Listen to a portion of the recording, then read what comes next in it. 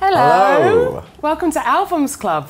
I'm Leonie Cooper. I'm Dan Stubbs. And we're going to do Albums Club like we normally do it, the classic formula. It's 3 albums, 2 that have come out today, and 1 that came out 50 years ago? It was 50 years ago today, almost. Oh. That was a little clue. Bit of a clue there. Yeah. Yeah, I think I know what you're talking about. What is first? The first album is the new Alt-J album, which is called Relaxer. Mister, got me ask you, I told me so.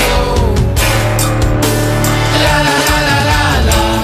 Running down on the radio.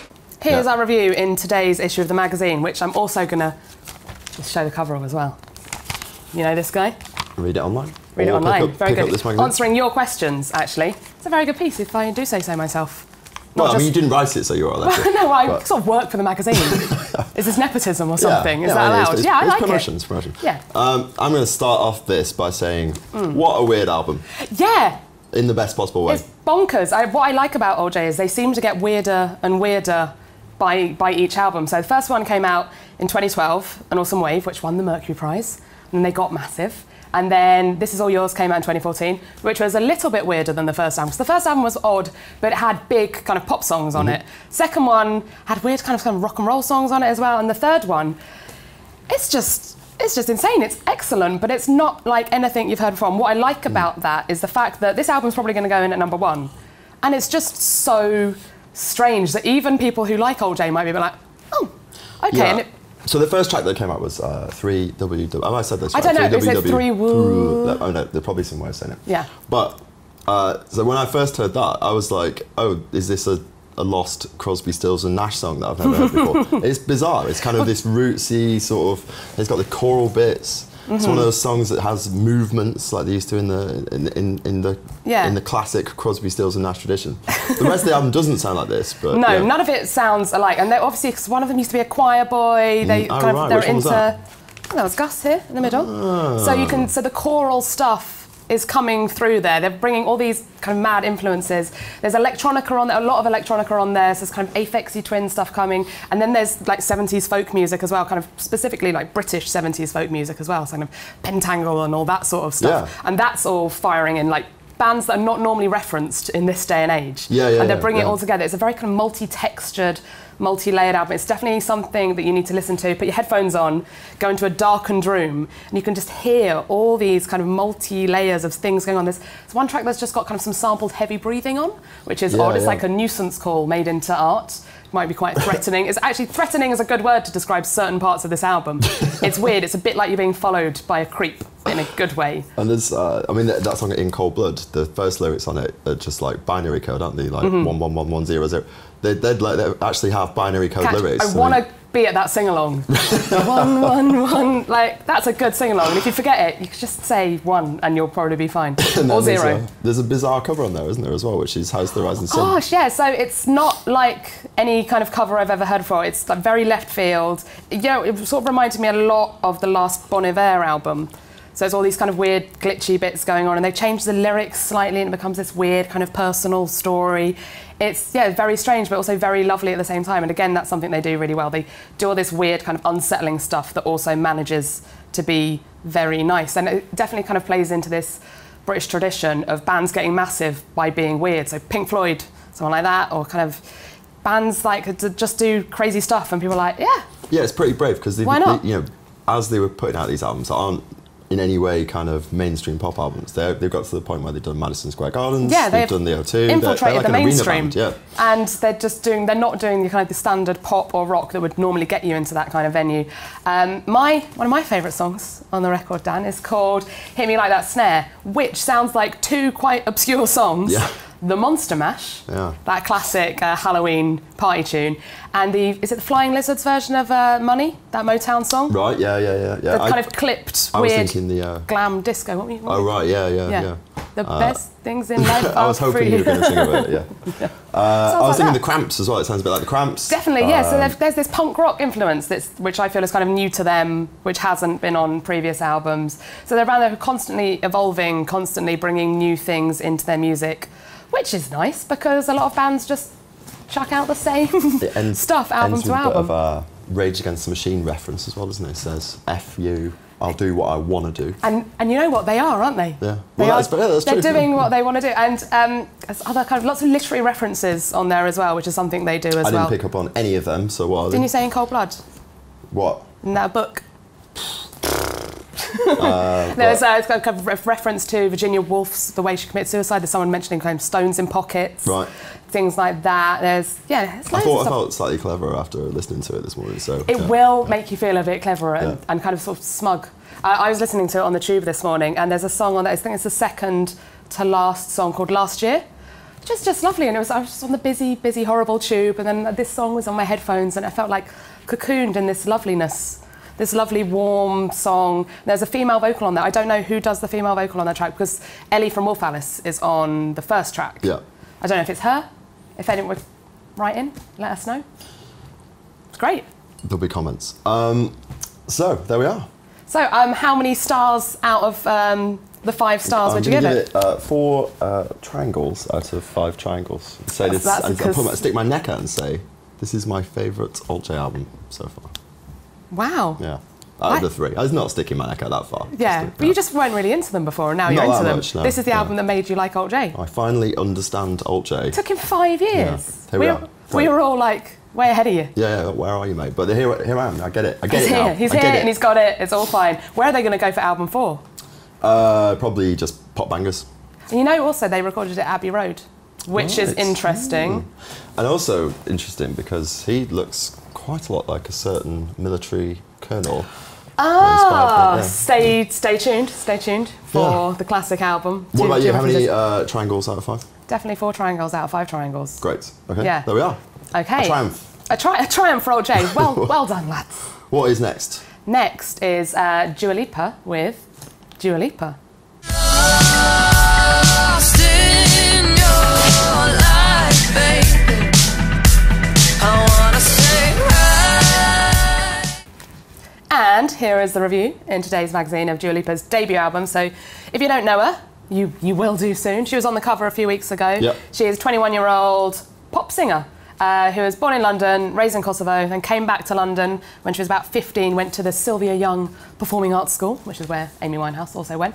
So she has been kind of prepped for the stage. She is like a star who has been working on this for a while. She's still quite young, but she's been after this for a while. And you can hear that on her debut album, which I think has been like 2 or 3 years in the making. It's got some big names on there. It's got Miguel. It's got Christopher Martin from the band Coldplay. Heard of him, yeah. And yeah, I quite like this record. It's not my sort of thing, but there's some massive pop bangers on there. Yeah, I think we've gone from an album that's like really kind of willfully weird and but to one here that's very sort of safe in its own way. Yes. But safe and sure, I would say. So it's like Definitely. there's a lot of like there's good hits on there. The songwriting's really good. Yeah. Be the One is a good tune, isn't it? It's a big tune. It's yeah. a big tune. So, Hotter Than Hell, also a big tune. Lost in Your Light, which is the Miguel one. In fact, I think there's lots of big singles on there. It's a little bit of filler on there, but I think the only song that actually sort of really lets it down is actually the Chris Martin collaboration. There's a piano ballad that sort of brings the whole pace of this quite up-tempo album. It's like a fun pop album. And then Chris comes in, right? He's a serious guy. He's got a lot to. You know, Yeah, he's an emotional man, isn't he? Yeah, yeah. Yeah, But, that puts me... But yeah, no, it feels like College. she's having the kind of career that everyone who goes on The X Factor or any of these shows Yeah. wants this, which is just like, just arrive in the pop scene, be like, yeah, I'm going to be massive, and then it just all has fallen into place for her, it seems. It's going really well, and also it's quite nice to have a kind of UK female pop singer who's going to kind of reaching for those kind of heights as well. Like the US are constantly churning out amazing artists like this, like Lady Gaga, Katy Perry, Beyonce, and we're from the UK in terms of like big kind of female pop acts. Like Adele. Yeah, Adele is different though. Yeah. You did that little stage whistle at Adele. Adele is more kind of soulful. She doesn't do bangers yeah. apart from Rolling in the Deep, which is a banger. She's not going to do like... She's not going to wear leather pantaloons, I guess is she? this is Rita Ora, really, that is our kind of... Yeah, but like, good. yeah, exactly, yeah. So she's probably having the career that Rita Ora wished she had at this moment as well. I Exactly, think, so. yeah. So I'm into her. Also, I'd like to draw everyone's attention to this amazing headline on this review page. You won't be, she has got her tongue stuck out, so It's- that's yeah, sort of it's funny, I tongue and suppose, groove. Yeah, yeah. It was really really good. worse She's got than you her- see the tongue out in the picture. Got her but, tongue stuck out. Dan did that. Yeah. Yeah. Collaborative. It's really good. So, It's sassy as well. That's what I'd like to point out about this album. It's very sassy. There's a song on it called Don't Give a Fuck. Well, I mean, it's called IDGAF. I didn't know what it stood for, but... Diguf. Right. Yeah, you pronounce it like that. Yeah. And that's one of the best ones, I think, as well. It's really good. And what's the kissy one as well? Yeah. Blow Your Mind, Moi. Yeah. That's good. And also, what kind of really stands out about this album for me, actually, is her voice. She's got a really powerful, amazing voice. She's sort of belting out a lot of these songs, but in a foghorn way. So it's not like, oh. It's more like, yeah, gosh, she can sing. Yeah. Kind of husky, quite smoky, powerful voice. So if you're into voices, Presumably and you pop. are if you're here. Yeah. Maybe not our voices. So this is going to be a good chart battle, really, between Alt-J and Dua Lipa. Who's going to win? Oh! I'm going to say Dua Lipa's going to win. Well, I'll just say AltJ are going to win. Okay, then, well, just for balance. And no money is being placed on this, but just glory next week, we'll find out. Oh, shall we put money on it? Nah. Okay. So what would you give this? I'm going to give it 3 out of 5 because it's like it's a solid record. I'm probably not going to, in a few years' time, return to the record, which I probably will do with the Alt-J record. Yeah. I'm going to give it a 3Z as well. There we are. Stop copying me. Oh, nightmare. And so this brings us to the classic album. I don't know if there is a more classic album than this week's classic the album. definition of classic album. Maybe we should stop doing the classic album segment now because this is the most classic of all classic albums. It was practically 50 years ago to the day.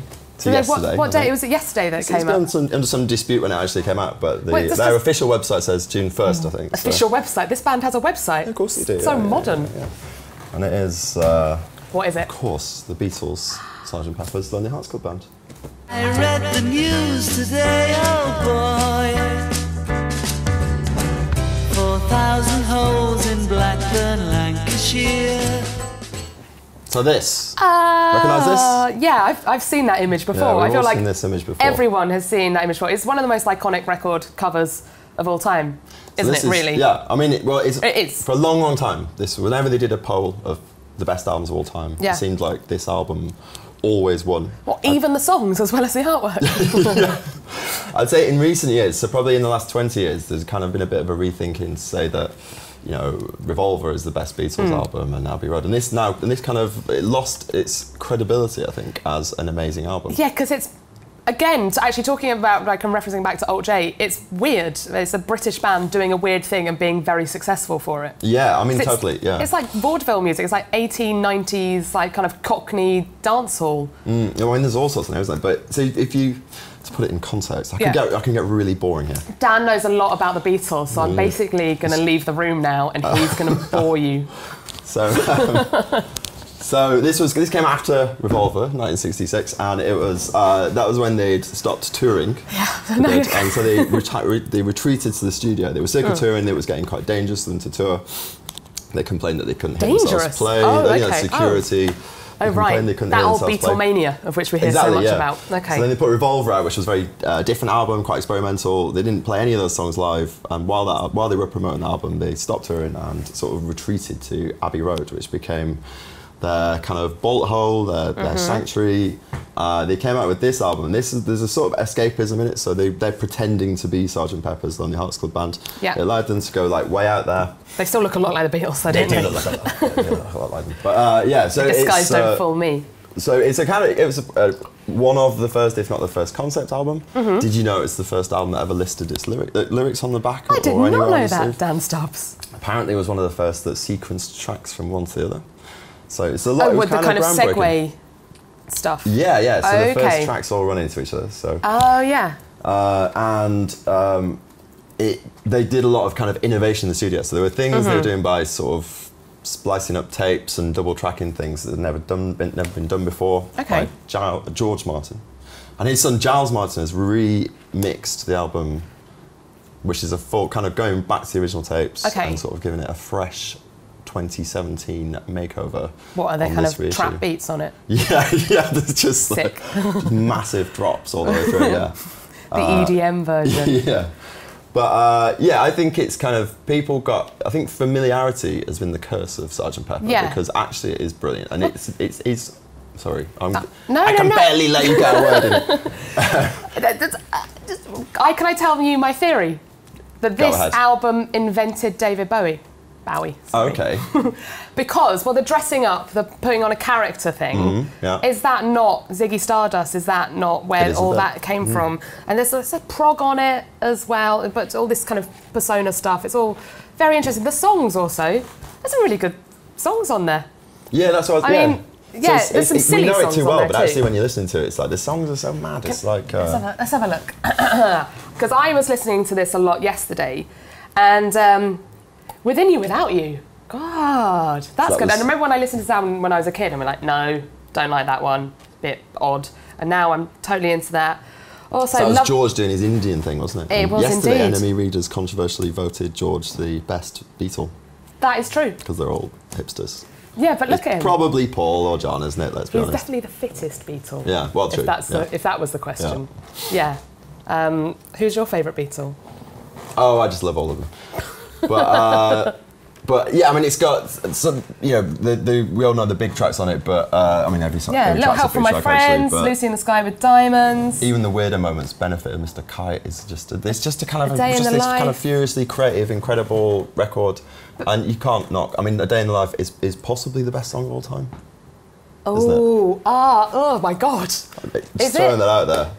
And so it comes to this incredible crescendo with A Day in the Life, and Yeah. as a child, I always liked the fact that it referenced Blackburn, Lancashire in there because I'm from Because near you knew it there. and you're like, Yeah. ooh, Yeah. it's a song for me. Yeah. It's a wonderful album. And you've probably not listened to it in a while because it's the kind of thing you wouldn't put on. But you know what? Why not today? That's the thing about I think that's Just good pop it about on and this. think, you know what? This is good. Yeah, that's what's Yeah. good about this 50th anniversary because it's like I hope it reminds people that this is actually a brilliant album. And, Yeah. you know, everyone likes Revolver, everyone likes Abbey Road and the White Album, but this is up there as well. Something else I noticed about this album recently is because these are the Madame Tussauds waxworks, aren't they, of the band. The Ringo is weird. Yeah, they're grotesque, aren't they? Yeah. Yeah. But the others are sort of all right, but the Ringo, he looks a bit like Phil Spector, actually. Anyway, what would you give this out of 5, Dan? I'm giving it like 5 mustaches out of 5. Okay, I'm going to give it 5 weird silky army hats. I'm giving it like 6 5. out of 5. Okay, you can't do that. That's not a thing. It's just this. It's the thing now. 6 It's a out thing of now. 5. Okay, 6 out of 5. A classic album, the most classic of all Play it classic all albums. day, all Play day. it all day. Should we go back to the office And play it and all put day. it on? Yeah, let's do it. Why not? Okay, brilliant. Thank you for watching again. We'll see you next week. Bye.